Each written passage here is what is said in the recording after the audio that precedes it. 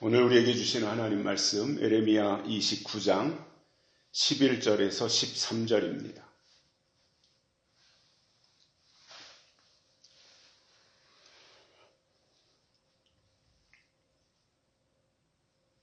나 여호와가 말하노라. 너희를 향한 나의 생각은 내가 아나니 재앙이 아니라 곧 평안이요 너희 장래에 소망을 주려 하는 생각이라. 너희는 내게 부르짖으며 와서 내게 기도하면 내가 너희를 들을 것이요 너희가 전심으로 나를 찾고 찾으면 나를 만나리라. 아멘. 한 주간 동안도 평안하셨습니까? 오늘 날씨가 화창합니다. 눈부실 정도로 화창한 날씨입니다. 이러한 날에 우리가 하나님을 예배하고 있는데 우리의 예배가 하나님께 상달되어지고 하나님이 주시는 놀라운 은혜가 우리의 마음속에 생각 속에 가득 임하게 되기를 바랍니다. 최근 들어서 우리나라에서 가장 많이 쓰는 단어를 하나 꼽으라고 한다면 저는 스마트가 아닐까 이렇게 생각합니다. 스마트라고 하는 단어요. 많이 쓰지요. 처음에는 손에 들고 다니는 핸드폰이 스마트폰으로 바뀐 줄 알았어요. 그런데 지금은 이 스마트라고 하는 단어가 얼마나 보편화되고 우리의 실생활 속에 파고 들어왔는지 TV도 스마트 TV라고 합니다. 시계도 스마트워치가 되었고요. 농사를 짓는데도 스마트팜이라고 합니다. 자동차도 스마트카가 나왔고요. 집이나 아파트도 스마트홈이라고 합니다. 사람도 아주 멋지고 깔끔하게 생긴 사람을 참 스마트한 사람이다. 스마트하게 생겼다. 이렇게 표현을 하고요. 웬만한 지방의 도시들도 지금은 스마트 시티 이 표현을 할 정도가 되었습니다. 이런 가운데 우리도 이 스마트라고 하는 단어를 가져다 쓰면 좋겠다 이런 생각을 하면서 우리 교회도 스마트 교회가 돼야 되겠다 그러한 생각을 가져봤습니다. 한때는 전통적인 이제 어떤 사회가 새롭게 변화하고 발전하면서 많이 썼던 단어들이 있습니다. 과거에 변화, 혁신 또는 첨단 이런 단어를 많이 쓰더니 지금은 스마트가 세상을 온통 장식하고 있습니다. 세상은 이처럼 바뀝니다. 새로운 것들이 계속해서 개발되고 발견되고 있습니다. 그런데 세상은 이처럼 하루가 다르게 바뀌고 변화되어지고 스마트해져 가고 있는데 교회는 맨날 똑같이 예수 믿고 천국 가라는 말만 한다면 그것은 시대에 뒤떨어진 생각일 수밖에 없습니다. 물론 그 말이 틀린 말은 아니에요. 예수 믿고 천국 가라. 핵심이지요. 그러나 시대가 바뀌었다면 그런 구태의연한 방식에서 벗어나서 스마트하게 예수님이 누구신지 또 왜 우리가 예수를 믿어야 하는지 그리고 예수님을 믿으면 우리가 어떻게 되는지 그리고 예수님이 다시 오실 때 그 예수님이 언제 어떻게 오시는지 이런 것을 개혁적인 입장에서 스마트한 입장에서 시대를 앞서가는 입장에서 말하는 것이 교회의 책임이고 사명입니다. 옛날에 하던 그 전통적인 방식만 고수하고 있다면 바리새인이 될 수밖에 없는 거지요. 거기에 무슨 새로운 것이 있겠으며 거기에서 무슨 좋은 것이 나올 수가 있겠어요. 저는 이 시대의 교회가 세상에 뒤처지지 말고 오히려 이 세상보다 2발, 3발, 4발 이렇게 앞서가서 새로운 세상이 온다고 하는 것을 성경을 통해서 알려주고 증명하는 것이 스마트 교회라고 봅니다. 새로운 것을 제시하고 또 새로운 세상이 온다고 하는 것을 성경을 통해서 알려줘야 될 책임이 교회에 있기 때문에 그렇습니다. 오늘 읽어드린 본문에 보면 너희를 향한 나의 생각은 내가 아나니, 하나님이 그렇게 말씀하시는 거예요. 유다, 너희를 향한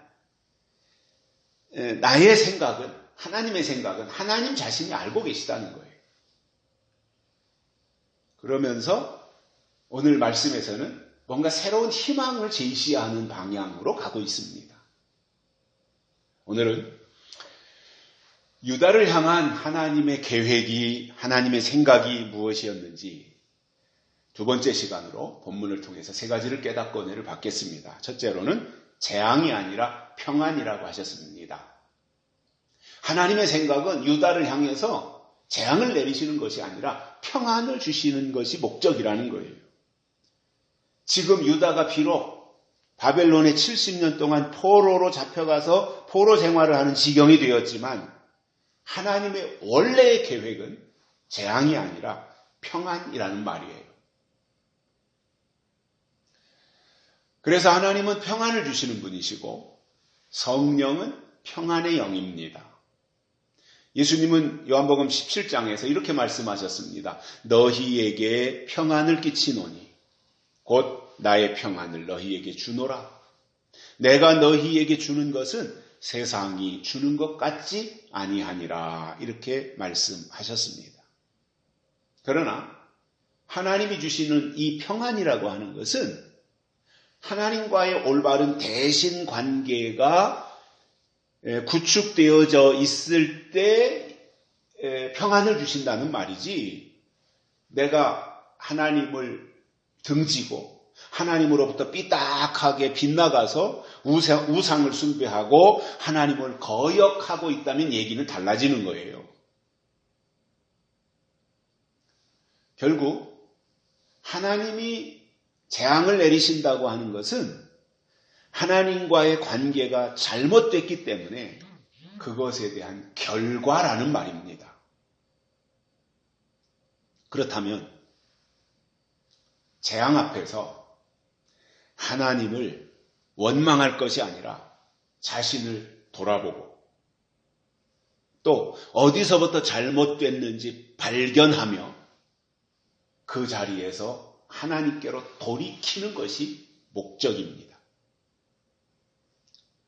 그런데 이 뉘우치고 깨닫고 돌이키고 돌아서고 하는 이것은 어느 정도 영적인 단계가 성장했을 때 그것이 가능한 것이지, 영적 수준이 3살, 4살, 5살 이 정도밖에 안 되는데 어떻게 자신을 돌아보고 어떻게 뉘우치고 어떻게 깨닫고 어떻게 돌이킬 수 있겠습니까? 안 되는 거잖아요. 그래서 미래를 보고 그 다음 수를 내다봐야 되는데 당장 눈앞에 닥친 것만 보면서 불평하고 원망하는데 어떻게 거기에 좋은 것이 임할 수 있겠어요? 히브리 민족이 애굽에서 430년 동안 종살이를 하다가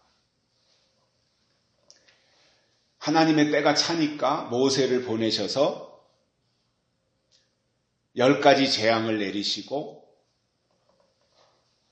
장자가 죽어나가는 그 마지막 10번째 재앙에 바로가 두 손 들고 항복하고 나올 때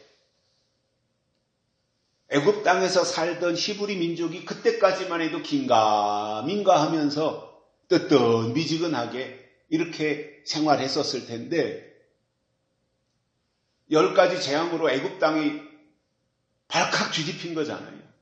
특히 10번째 재앙, 장자가 죽는 그 재앙이 일어났을 때는 그야말로 난리가 난 거 아니겠어요? 애굽 땅은 이렇게 지금 난리 법석이 일어나고 있는 그 상황이지만 그러나 히브리 민족의 입장에서 볼 때는 하나님이 우리를 이렇게 구원하시는구나. 하나님이 우리를 지금 이렇게 이끌고 계시구나. 하나님이 이렇게 역사하고 계시구나. 이것을 보면서 얼마나 통쾌했겠습니까? 애굽의 입장에서는 가슴이 쓰린 상황이지만 히브리 민족들에게 있어서는 통쾌한 순간이죠. 그 장면이. 그래서 모세의 요구대로 히브리 민족은 자기 집안 숫자대로, 인수대로라고 그랬으니까 숫자대로 양을 잡아서 그 피를 설주와 인방에다가 바르고 유월절을 잘 이렇게 지킨 이후에 애굽을 탈출하는데, 그때까지만 해도 이게 도대체 꿈이냐 생시냐 하면서 어리둥절해가지고 기분만 들떠 있었을 거예요. 이게 도대체 어떻게 되는 거냐, 뭐 그러한 상황이었겠죠. 그러나 아무튼 기분은 좋았지 않겠어요. 이제 우리가 탈출하는구나. 이제 드디어 종의 멍에를 내려놓는구나. 이제 우리도 자유인이 되는구나. 뭐 이런 생각들을 가지고 기분 좋게 희희낙낙하면서 모세를 따라서 출애굽을 했을 거고요. 그런데 얼마 가지 않아서 앞에 이제 홍해바다를 만나잖아요. 홍해바다. 그러나 그때까지만 해도 뭐 별 생각이 없었어요. 뭐 홍해바다네 여기가. 뭐 이런 생각을 했을 것인데, 갑자기 뒤에서 애굽의 군대가 쫓아온다는 말을 듣는 순간 히브리 민족 진영에서 아수라장이 된 겁니다. 뒤에서 지금 애굽의 군대가 쫓아온다, 이 소식이에요. 정말 불과 며칠 전에 애굽의 장자가 다 죽어나가고 바로 왕이 사색이 되어가지고 꼼짝 못한 채 속수무책으로 항복하고 히브리 민족의 출애굽하는 그 장면을 지켜만 보고 있을 때까지만 해도 히브리 민족은 기세가 등등했었을 거예요. 까불지 마 이 자식들아, 뭐 속으로 그러면서. 여호와 하나님이 우리를 이렇게 이끌고 계시지 않냐, 까불지 마, 이런 뭔가 좀 마음 뿌듯한 그러한 생각을 가지고 나갔을 텐데, 애굽의 군대가 쫓아온다고 하는, 저 뒤에서 우리를 뒤쫓아오고 있다고 하는 그 소식에 이번에는 히브리 민족이 사색이 된 거예요. 무슨 얘기냐면, 하나님의 사람들에게는 앞에 있는 소식이 중요하고 앞을 바라보고 가야 되는 거고, 그래서 앞에, 그리고 저 전방에, 그리고 저 미래에 하나님이 예비하신 것들이 무엇인지 그것을 들어야 되는데, 저 뒤에서 쫓아온다고 하는 뒷소식에 그만 아연실색하고 그동안 하나님의 인도하심, 그것은 다 잊어버리고, 아이고 이제 큰일 났구나, 이제 이것이 재앙이구나, 꼼짝달싹 못하게 됐구나, 앞에는 홍해바다고 뒤에는 애굽의 군대가 쫓아오니까 영락없이 여기서 다 이제 죽는구나, 이렇게 절망하고 있었던 겁니다. 그러니 하나님의 인도하심을 봐야 되는데 하나님의 인도하심을 못 보는 거예요. 뒤의 소식 때문에 앞으로 가야 되는 발걸음이 멈춘 거예요. 그리고 희망이 사라진 거예요. 뒤에서 들려오는 소식 때문에. 믿음은 뭐예요? 앞에 있는 것을 바라보면서 앞에서 오는 소식을 듣는 거예요. 그런데 지금 히브리 민족의 발목을 뭐가 잡고 있어요? 뒤에서 들려오는 소식이 잡고 있는 거예요. 이게 바리새인들이에요. 여러분, 우리가 요한계시록을 잘못 이해하면 환난, 심판, 이런 것에 대해서 계시록에서 강도 높게 나오잖아요. 그리고 뭐 또 일곱 머리, 그리고 열불 달린 짐승, 이러한 것들이 등장을 하면서 용이 나타나고, 그러다 보니 계시록 자체가 두려움이고 공포라고 생각을 합니다. 그러나 하나님이 계시록을 주신 이유는 우리를 두렵게 하려고 하는 목적이 아니라 그 말씀을 올바로 깨닫고 하나님의 뜻과 하나님의 마음을 간직하라고 주신 것이 계시록이에요. 그래서 계시록을 통해서는 하나님의 뜻을 좀 더 구체적으로 볼 수 있어야 돼요. 제가 고등학교 1학년 여름방학 때 요한계시록을 1장부터 22장까지 읽고 또 읽고 또 읽고 또 읽고 하면서 그 해 여름방학 보냈고 여름방학이 끝나고도 계속해서 계시록을 읽었어요. 그때 제가 목표가 100독이라고 말씀드렸었잖아요. 근데 100독은 채우지 못했는데 그때 아무튼 아마 수십 독, 7, 80독 이 정도는 했었을 거예요. 그 해에. 그런데 뜻도 모르고 내용도 모르고 그냥 눈으로만 글씨 읽는 거였죠. 그런데 그 내용을 읽으면서도 제 마음속에 들었던 그 생각은 두려움이었고 공포였고 걱정이었습니다. 그 어린 마음에 17살 먹은 어린 마음에 그것을 읽으면서도 굉장히 걱정이 앞섰어요.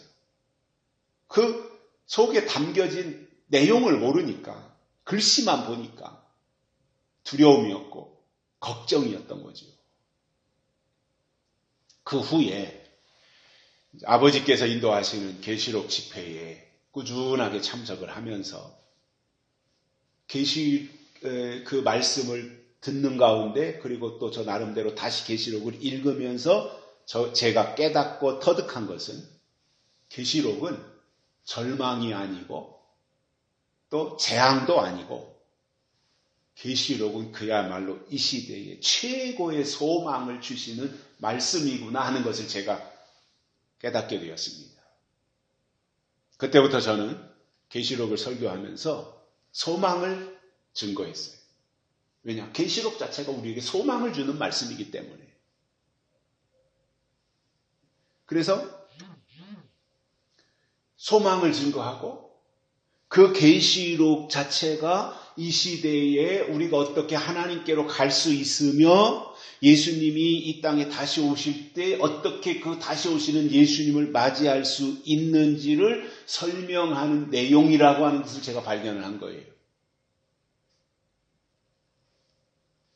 그래서 체계적으로 계시록을 통해서 제가 터득한 것은 요한계시록의 전체 틀이 일곱인, 일곱 나팔, 일곱 대접 이것을 설명한 것이 계시록이잖아요. 일곱인, 일곱 나팔, 일곱 대접. 그리고 이것이 계시록이 이루어지는 순서를 설명하는 내용이에요. 그리고 이 세 가지의 틀 속에 담긴 것이 5가지의 사건인데 그 5가지의 순서가 뭐예요? 인, 환란, 재림, 심판, 천년왕국 이거잖아요. 이 5가지를 3가지 틀 속에다가 담아서 설명한 거예요. 그래서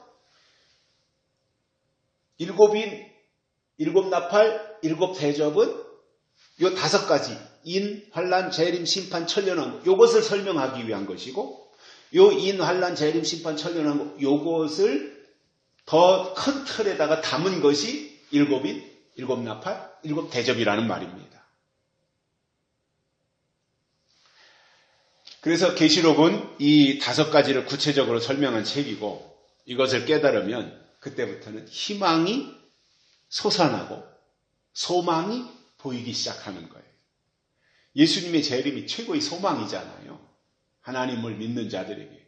근데 예수님이 재림하시는 것이 최고의 소망인데 그 과정이 두려움으로 다가오고 공포로 다가온다면 문제가 있는 거 아닙니까?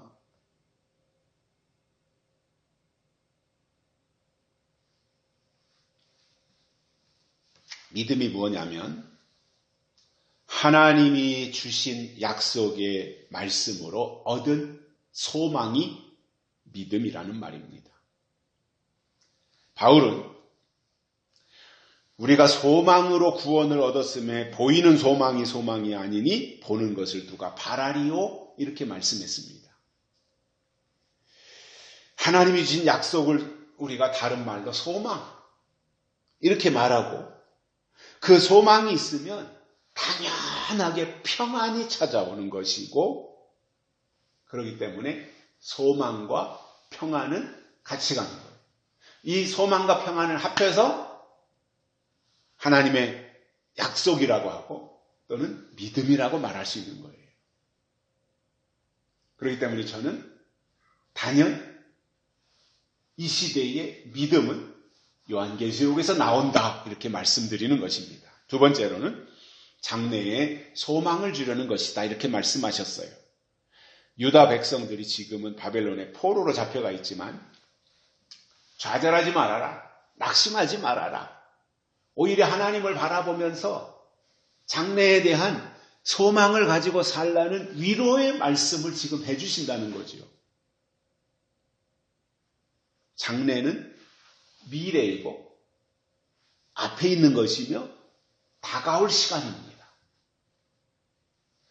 세상 사람들을 보면 장래에 대한 두려움이 있습니다. 왜냐? 불확실하니까요. 특히 신앙생활 하는 사람들 속에도 장래에 대한 걱정이, 염려가 많아요. 왜냐? 마태복음 24장에서 보면은 기근이 있고 지진이 있고 전쟁이 일어나고 이런 것에 대한 설명이 나오다 보니까 그것을 문자 그대로 액면 그대로 받아들여가지고 두려움을 가지고 살아가는 거예요. 그래서 예수님 재림하신다라고 하는 것은 뭔가 좀 희망이 있는 것 같은데 그 예수님이 재림하시는 과정으로 진행하는 그것을 들여다보면 굉장히 어려운 거, 고난이 있고 고통이 있고 아픔이 있고 여러 가지 복잡한 이 사건들로 엮여 있다 보니까 그 자체를 아예 생각을 하지 않고 그냥 현실적인 것만을 위해서 살아가는 이 체질로 바뀐 거예요. 원래 하나님이 우리에게 원하시는 것은 미래지향적인 체질로 살아가라는 거예요. 그런데 어떻게 바뀌었어요? 현실 중심의 체질로 사람들이 적응되고 바뀐 거예요. 그러다 보니 무늬만 하나님의 자녀이고 실제로는 세상에 속해서 살아가고 있는 사람들이 부지기수이고 그러한 사람들 속에는 똑같이 세상 사람들과 똑같이 두려움을 가지고 있다는 말입니다. 그러나 제가 다시 강조하지만 예수님의 재림은 최고의 소망입니다. 그런데 계시록을 잘못 이해하면 예수님의 재림과 관련된 사건이 이 땅에서 일어날 때 두려움과 공포 이렇게 받아들이고 있다는 말이에요.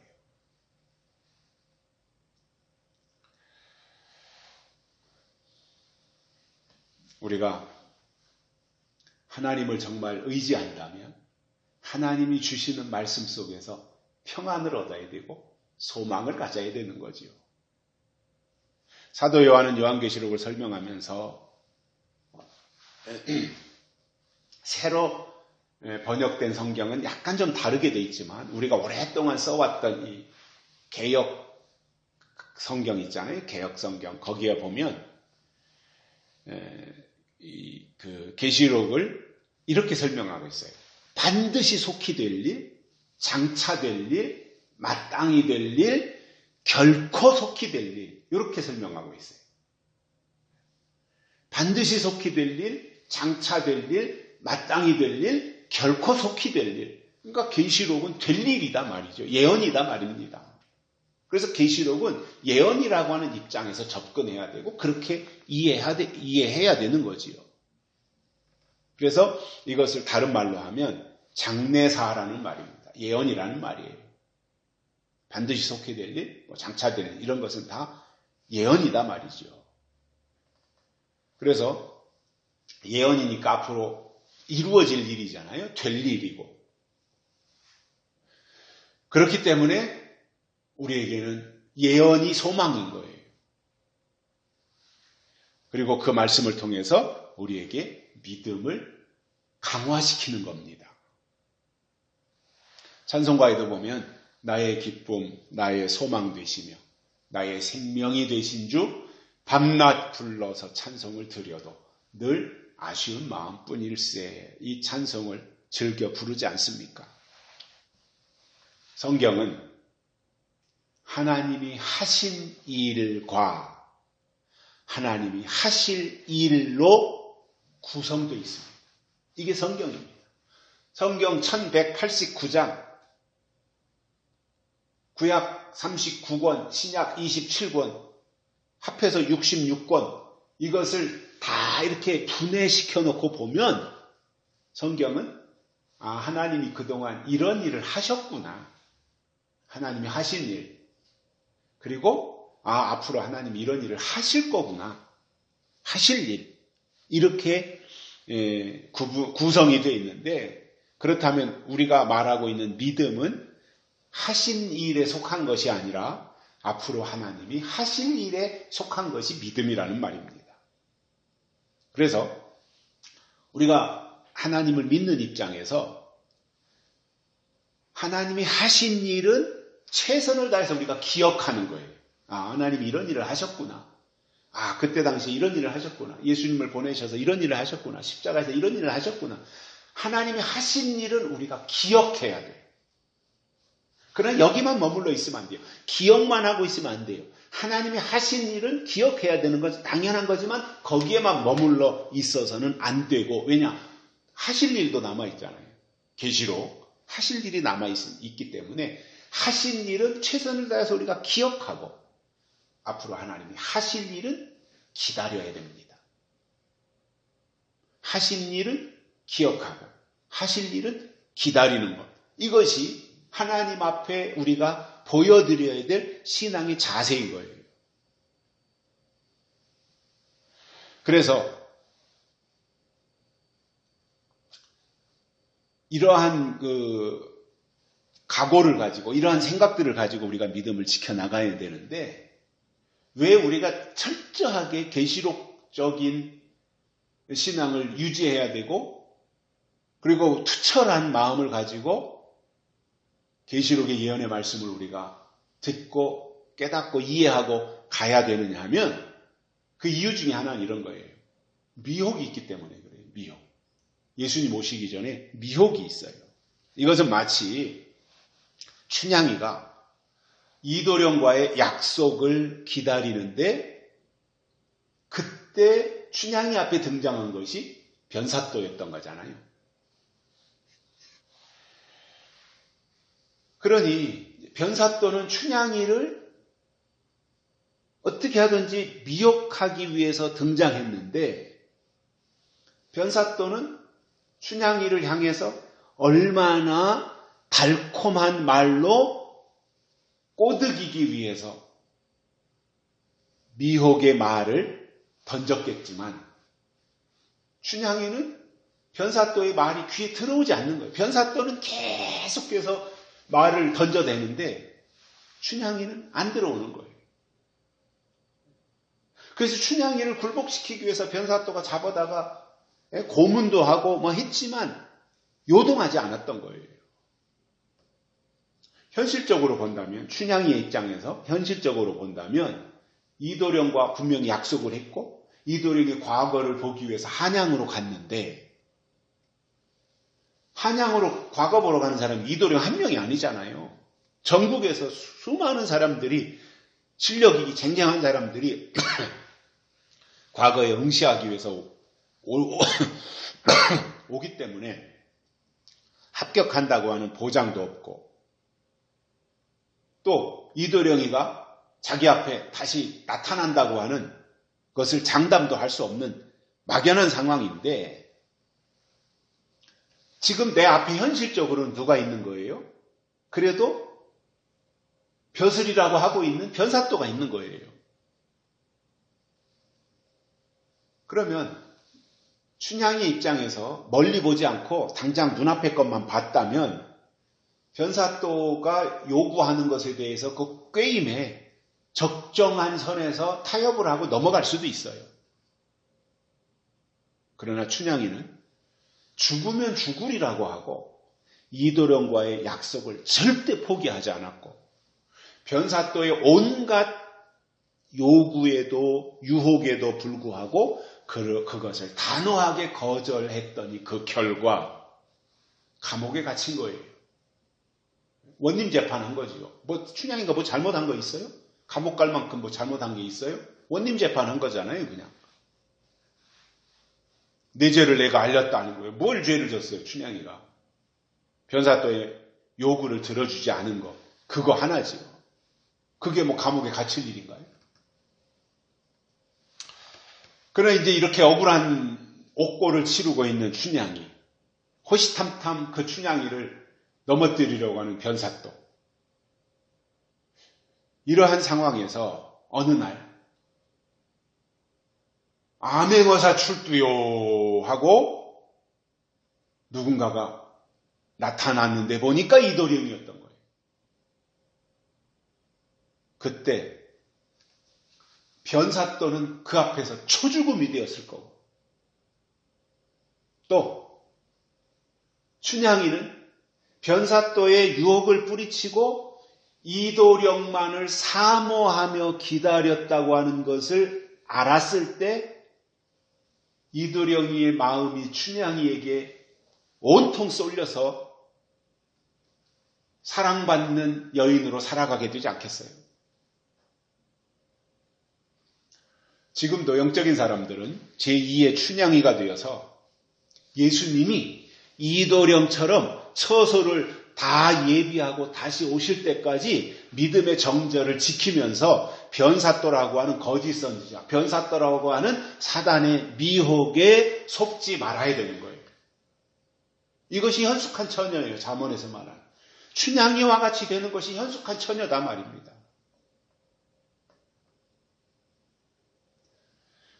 춘향이에게는 이도령이 소망이었고 과거에 합격해서 돌아오기만을 학수고대하면서 이도령과의 약속을 굳게 잡고 끝까지 포기하지 않았던 겁니다. 결국 춘향이가 변사또를 이길 수 있었던 것은 이도령과의 약속이 컸기 때문에 변사또의 유혹을 이길 수 있었던 것입니다. 지금도 우리는 예수님이 처소를 예비하면 다시 오실 것을 믿음으로 기다리는데 여기서도 중요한 것은 하나님이 주신 약속이에요. 우리가 하나님을 믿는 것은 하나님이 주신 약속을 믿는 것인데 성경에 수많은 약속들이 기록이 되어 있지만 거의 다 이루어졌어요.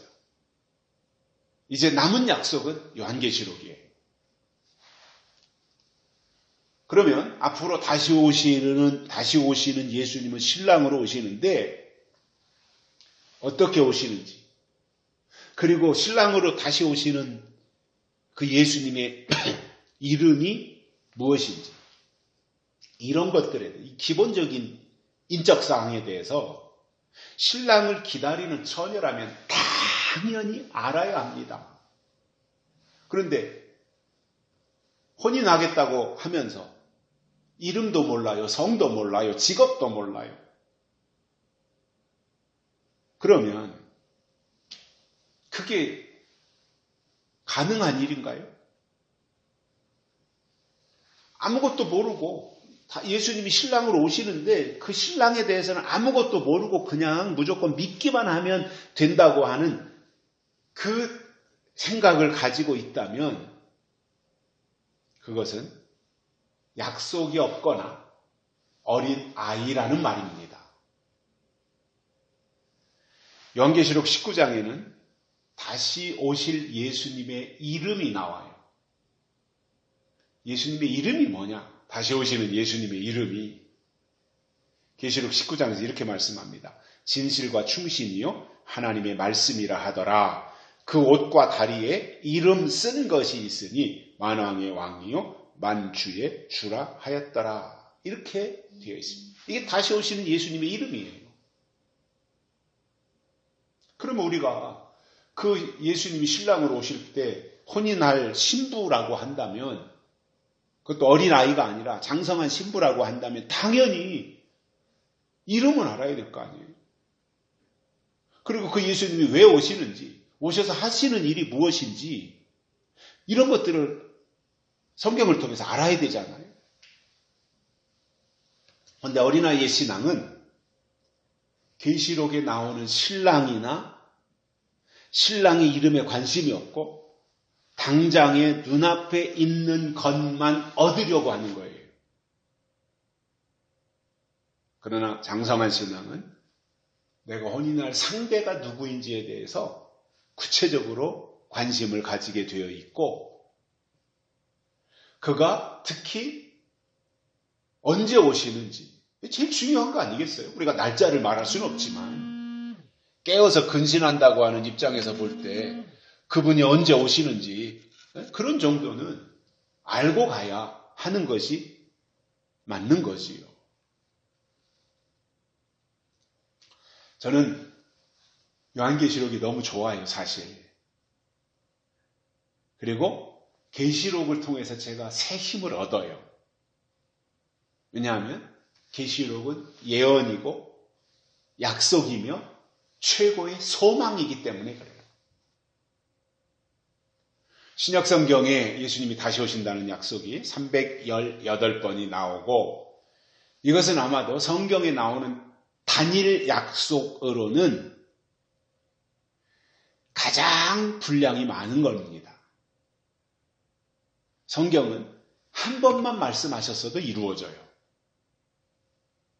그런데 318번이나 반복하고 되풀이해서 말씀하셨다고 하는 것은 예수님의 재림은 반드시 이루어진다는 말이고, 또 이렇게 계속해서 되풀이해서 각인시켜준 것은 그 말씀을 기억하면서 재림을 대비하라고 주신 말씀이기 때문에 그렇습니다.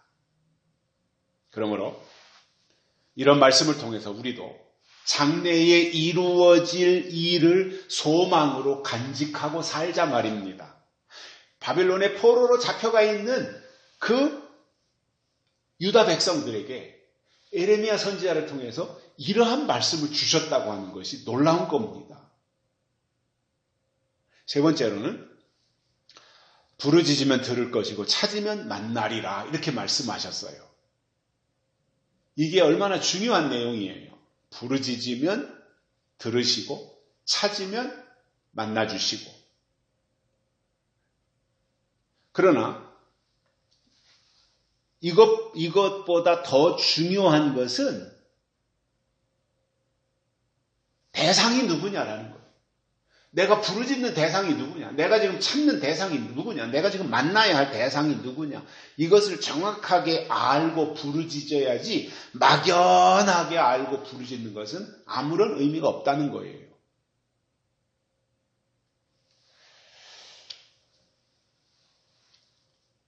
나이가 어린 자식은 부모에게 의존해서 살 수밖에 없습니다. 그래서 아이들은 수시로 엄마 아빠를 부르고 찾아요. 그리고 그때마다 부모는 즉각적으로 대답하고 필요한 조치를 취합니다. 부모가 설령 아무리 피곤하다고 할지라도 어린 자식이 부르고 있는데 모른 척 외면하는 부모는 없을 거예요. 마찬가지로 원래 하나님의 생각은 유다가 부르짖기만 해도 하나님이 들으실 것이고 찾기만 해도 만나실 것이다, 이렇게 말씀하신 거예요. 그러나 하나냐와 같은 가짜들이 등장해서 엉뚱한 말을 할 때에 그것을 거절하지 않고 그 말을 따라간 결과 하나님과의 관계가 단절된 것이고 바벨론으로 포로가 된 겁니다. 자, 우리가 성경을 보면 에덴 동산에서도 똑같지 않습니까? 하나님이 먹지 말라고 금지한 선악과 앞에서 뱀의 유혹을 받았을 때 그것을 단호하게 거절하고 뿌리쳤어야 되는데 그렇지 않고 뱀의 말을 수용하고 받아들인 거예요. 자, 그러면 하나님이 원하셨던 것은 뭐냐면 뱀의 말과 하나님의 말씀 사이에서, 즉 하나님이 주신 말씀, 먹지 말라는 거잖아요. 그 하나님이 주신 말씀과 뱀의 말, 먹으라는 거잖아요. 하나님처럼 되니까 먹어라. 이 두 가지의 말 사이에서 어느 말을 들어야 되는지에 대해서 분별을 했어야 되는 거지요. 그런데 하나님의 말씀만 있을 때는 아무 문제가 없었는데 뱀의 말이 등장하자 뱀의 말 쪽으로 기운 거예요.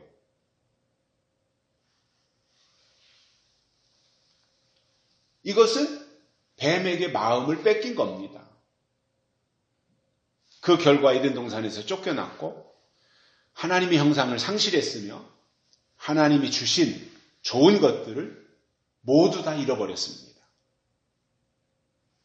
유다 백성들도 마찬가지입니다.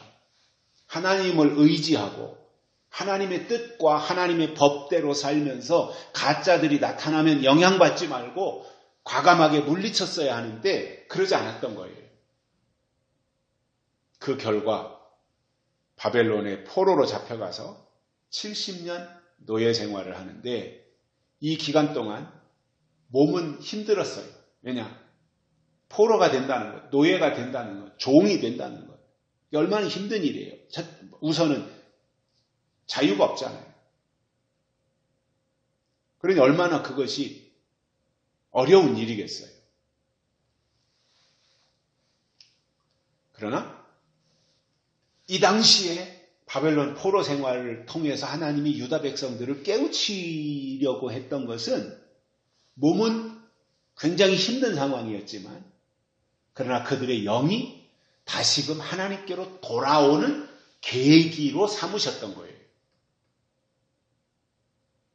그래서 하나님이 말씀하십니다.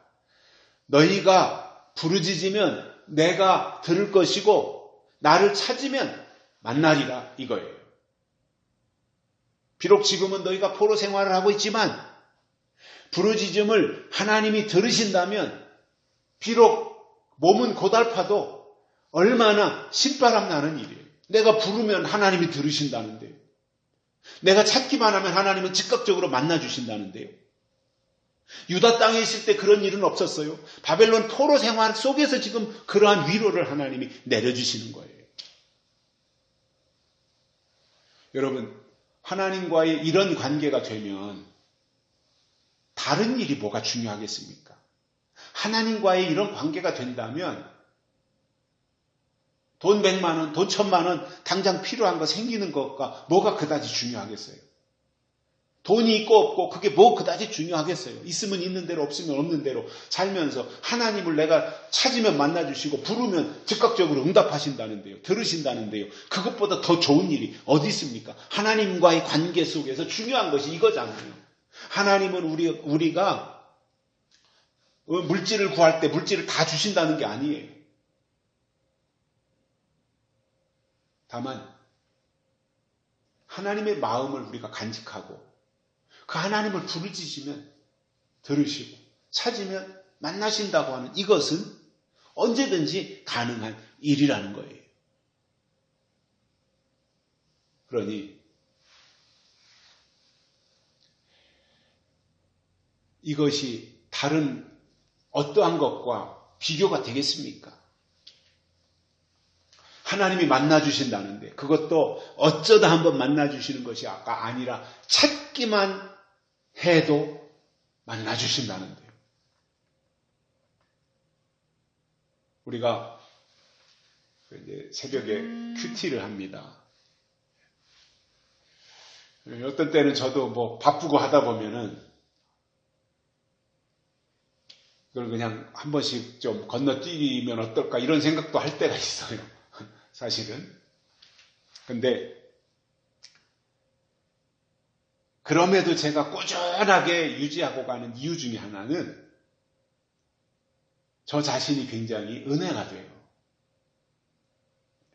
큐티하면서 성경 본문 묵상하고 이 성경이 오늘 나에게 주시는 말씀이 이런 거구나.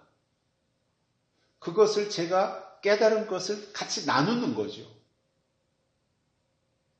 제가 어디서 뭐 책 보고 베껴가지고 책을 읽어주는 것이 아니라 성경 보고 그 순간에 하나님이 주신 감동을 제가 깨닫고 그것을 나누는 거예요. 그러니까 저 자신이 일단 굉장히 좋아요. 그래서 꾸준히 하고 있어요. 앞으로도 계속해서 할 거고요.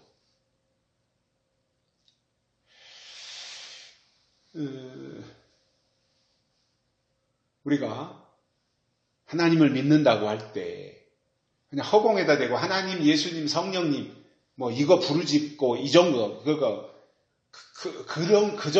그런 정도로 우리가 신앙생활을 한다면은 굉장히 좀 몸이 건조하다고 볼 수 있어요. 깨달음이 없다면 성경을 들으면서 또 말씀을 들으면서 성경을 읽으면서 뭔가 깨달음이 없다면 몸이 건조한 거지요. 근데 우리가 다시 기다리고 또 사모하다가 듣고 또 듣고 하는 것은 뭐예요? 그 순간 하나님이 주시는 깨우침이 있기 때문에 그렇잖아요. 깨달음이 있다라고 하는 거잖아요. 이 깨달음이 있다고 하는 것 자체가 뭐예요? 성장했다는 거잖아요.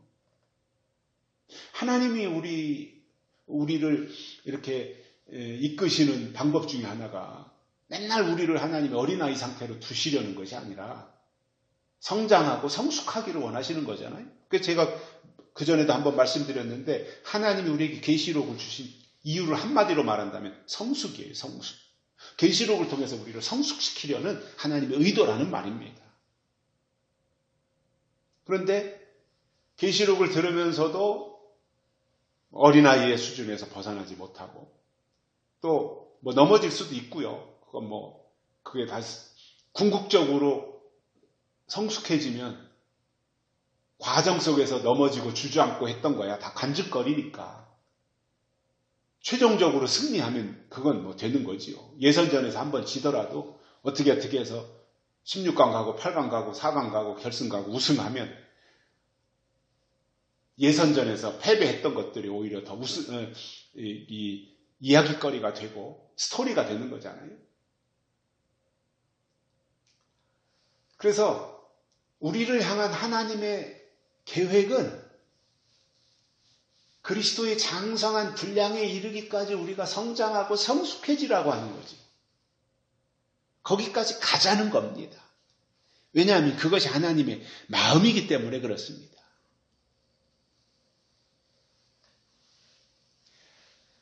여기 13절에서 너희가 전심으로 나를 찾고 찾으면 나를 만나리라 이렇게 말씀하셨어요. 전심으로 나를 찾고 찾으면 나를 만나리라. 그러니까 만난다 이 말이 물론 중요하지만 그보다 더 중요한 것은 뭐예요? 전심으로라는 거예요. 전심으로. 최선을 다해서. 죽을 힘을 다해서 찾으면 만난다 그 말입니다. 그냥 설렁설렁 시간 때우고 이게 아니라는 말이죠. 예수님도 마태복음 7장 7절에서 이렇게 말씀하셨습니다. 구하라 그리하면 너희에게 주실 것이요 찾으라 그러면 찾을 것이요 문을 두드리라 그러면 너희에게 열릴 것이니 라고 말씀하셨습니다. 이 말은 아무것도 하지 말고 예수님이 해주시기만을 기다리라는 것이 아니라 우리가 할 일은 해야 한다는 거예요.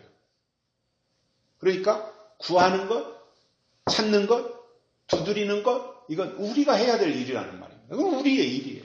그러니까 우리의 일은 우리가 하고 하나님이 하실 일은 하나님이 하시는 거죠.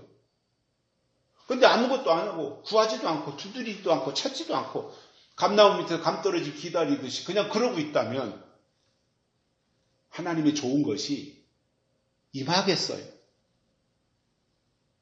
하나님은 영이시기 때문에 우리가 영적인 생활을 해야 되고요. 하나님은 말씀이시기 때문에 하나님이 때를 따라 주시는 말씀을 들어야 됩니다. 그래서 하나님의 뜻과 하나님의 법이 무엇이며 하나님이 원하시는 것이 무엇인지 알고 나서 부르짖고 찾아야 하나님에 대해서 그리고 하나님이 하실 일에 대해서 알 수 있는 것이지 부르짖지도 않고 찾지도 않고 하나님의 관계는 정립이 되지도 않은 상황에서 허공에다 대고 주여 하나님 이렇게 부르짖는다고 하나님이 응답하시는 것이 아니라는 말이에요. 그분과의 관계가 먼저 성립이 돼야 되는 거지요. 그래서 저는 그렇게 생각을 해요. 믿습니다. 아멘보다 더 중요한 것은 성경을 통해서 하나님이 누구신지 알고 하나님이 주신 약속 안에 거하는 것입니다. 결론으로 하나님은 우리에게 평안을 주시고 소망을 주신 분이시라는 것을 알고 환난 중에 하나님이 주시는 평안과 위로가 있기를 바랍니다.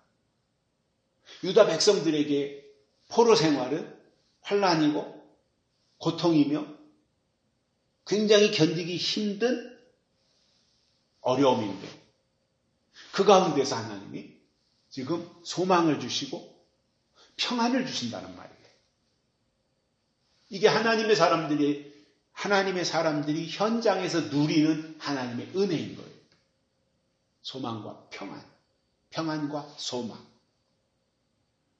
아울러 성경의 약속을 통해서 하나님을 소망 삼고 한 걸음 한 걸음 주 예수와 동행하면서 하나님의 뜻대로 사시기를 주의 이름으로 축복합니다. 살아계신 하나님 아버지 감사합니다. 오늘도 우리를 불러주시고 하나님의 말씀을 듣게 해주셔서 감사를 드립니다. 주신 말씀 우리가 기억하고 소망 중에 즐거워하면서 환난 중에도 참으면서 하나님의 약속을 기억하면서 우리가 하나님이 주시는 평안으로 살게 하여 주시고 그 약속 안에서 하나님을 부르짖고 찾고 하면서 하나님의 사람으로 성숙해지는 저희들 되게 해 주옵소서. 다시 오실 예수님의 이름으로 간절히 기도드리옵나이다. 아멘. 찬송가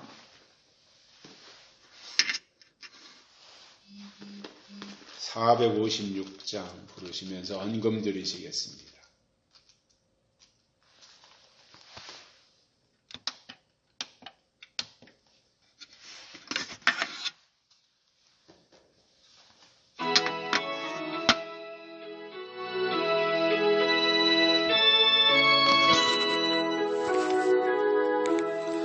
주와 같이 길 가는 것 즐거운 일 아닌가.